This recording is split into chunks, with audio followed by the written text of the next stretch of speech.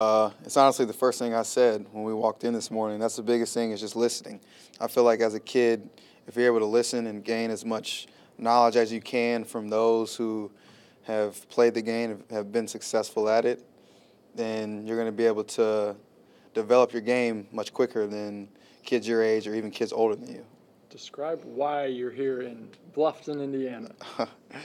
Just want to put on something. I like working with kids, honestly. And I remember when I was that young, and I used to go to all these different camps around Indiana. I used to look up to guys. I used to go out, even out of state sometimes. So I just want to do my part, pay it forward, give back to the next generation, and just keep that ball bouncing for everybody. You're an Indiana guy. Obviously, you departed Indiana a little bit. But is there something special about Indiana basketball, kids that play basketball in Indiana? Yeah, there's always something special with it. When you hear you came out of Indiana, you can name 50 guys that are well known throughout the state. So it's always something special when you're homegrown and you love the game of basketball, and you especially come from Indiana. We've got basketball players that are, like no other. You obviously agreed to the deal. How much confidence does that give you with the Mavs giving you that, and that number and the years? That gives me great confidence. I feel like Dallas looks good on me, and Mark, Coach Carlisle, Donnie, those guys all believe in me, and I felt like the city itself has embraced me, and I've embraced the city, and I wouldn't want to be anywhere else other than Dallas, so that's the reason why I chose to go back there. How potent is this backcourt with Dennis, with JJ, with Luka now?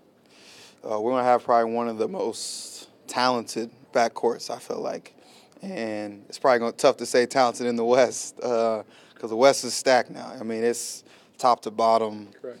The most talented probably players we've seen. But as far as our group, we just have a lot of weapons. And so it's just right now, just got to get back to the grind, got to get back down to it, and just get team chemistry. How much do you mix and match with those three other guys that are maybe very different in skill sets? I mean, how do you match up with them? Well, for me, I know I can play the one and the two. Okay. So me having that ability is going to be able to put me on the court with different lineups at different times.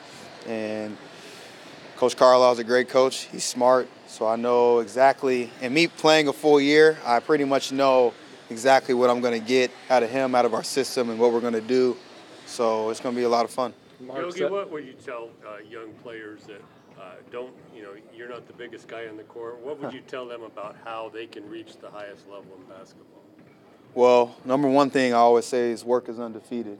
I feel like things happen for those who work hard towards their goal, and you can just never strive away from that. I feel like even for me, being little, I have a lot of heart, though. I grew up, my dad instilled it in me about just being a dog on the court, having energy, bringing something to the game that no one can bring. So for me, being as short as I am and being able to make it, it just gives a lot of those kids hope. Obviously, you made a jump individually from your first year to your second year. What are you continuing to work on to try to improve your game going into your third year in the NBA? Well, main thing for me is mastering the paint area. Obviously, I can shoot outside, mid-range. I'm comfortable with that. But I feel like me mastering the paint area and being able to hit floaters, quick layups, lobs, I think that's going to take my game to the next level. Kuban called Luka the best player in the draft. What have you seen from him? Maybe YouTube, maybe in person. What have you seen from him? I haven't seen anything in person yet. Okay. Haven't been in Dallas too much because I've been, obviously training in the off season. Right. But, from what I've seen, obviously YouTube and highlights, he's something special. That's a special kid, explosive. Main thing I see with him is he's fearless. And I feel like you got a guy who's like him that's fearless, that's just going to bring things out of other teammates that's going to take their game to the next level as well. Obviously, not only the backcourt, but you guys had DeAndre Jordan this offseason too, loaded Western Conference. But what do you feel like this talented team can do next year? I feel like we can do a lot of things. And I feel like we've got a great chance to really make the playoffs. That's one thing I really want to do. I want to make it to the playoffs, experience that.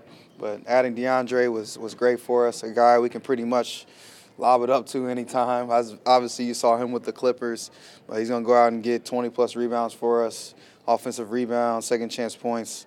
So adding him, another veteran big, is going to be great for us. Yogi, you do these camps with your father. What's that like? I mean, is that it's a cool thing for you guys to be able to do these things and work side by side? Yeah, it's pretty cool. Like I said, I mean, he used to take me to these camps all the time. So he was a parent sitting right there in the stands, getting on me about telling me to play better.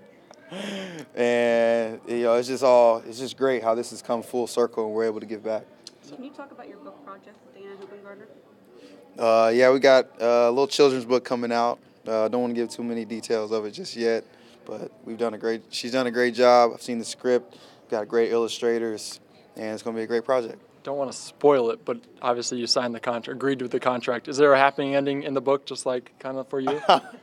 Or was that too much? We can say there will be a happy ending just like that. Yeah, that's right. Romeo Langford, I just wondered if you had advice for him. You were obviously kind of one of those last, Indiana kids to go there, big hype with you doing, your announcement at Park Tudor. What advice would you have for him going into his freshman year at IU? Give it your all.